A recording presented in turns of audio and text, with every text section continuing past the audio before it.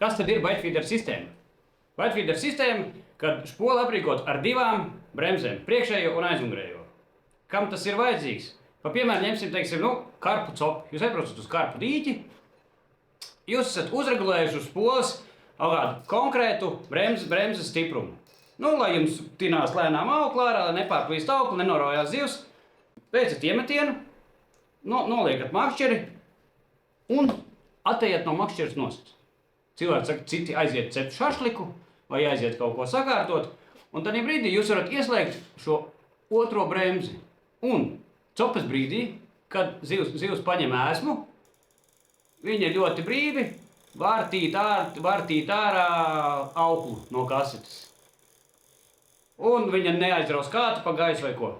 Tad jūs to pamanat, citreiz jau lietotos signalizators, jūs sadzirdat, kad jums auklu tiek tīt ārā, jūs, kad paņemat makšķeri un veicat spolas apgriezienu, šī bremze atslēdzās un turpina strādāt jūsu uzstādītā bremze.